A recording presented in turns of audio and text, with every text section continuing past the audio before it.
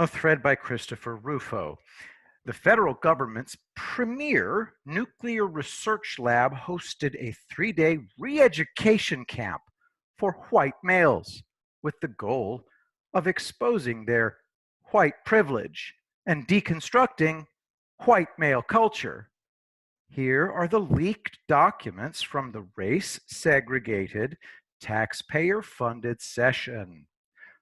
Last year, Sandia National Laboratories, which designs America's nuclear weapons, sent its white male executives to the La Posada luxury resort to undergo a mandatory training called White Men's Caucus on Eliminating Racism, Sexism, and Homophobia in Organizations.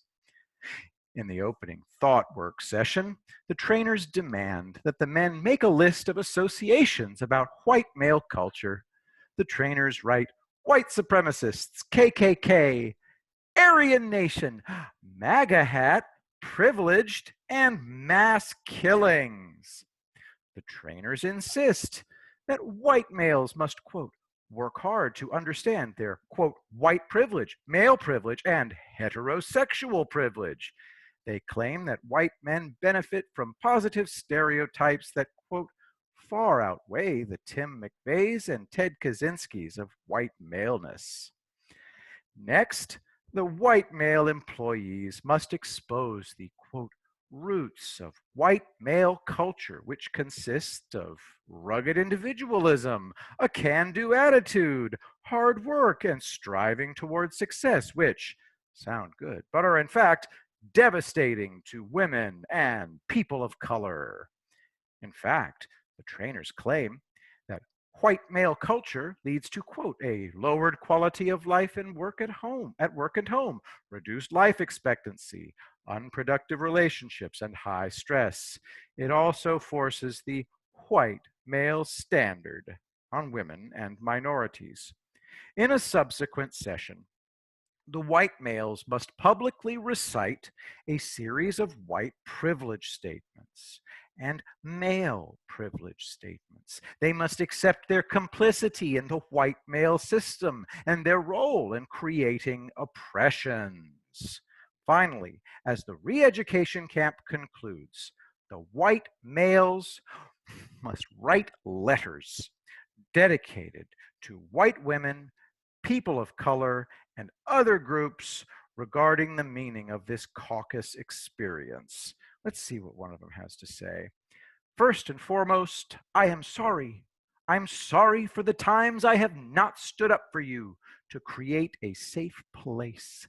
I'm sorry for the time I've spent not thinking about you and all the privileges I've assumed because I have them, you have them. Second, I commit to taking a stand to ensure I make the environment around me safe, and I commit to reflect, be aware, and this is too disgusting. All right, anyway, they apologize for their privilege and pledge to become better allies. Who is leading the struggle session? That's a damn fine question. A company called White Men as Full Diversity Partners.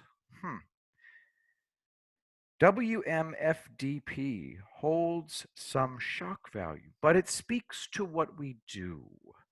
We are intentionally including the group of folks who are rarely part of the conversation, yet typically hold all the power, the dominant leadership culture, which is white males in the US. We need to find their website and see if we can get in touch with them. It's time to expose this taxpayer-funded pseudoscience and rally the White House and legislators to stop these deeply divisive training sessions. My goal is simple. We must pass legislation to abolish critical race theory in the federal government. Let's push this as far as we can. P.S. Here are the full documents from Sandia National Laboratories training on white privilege and white male culture. The website is christopherrufo.com.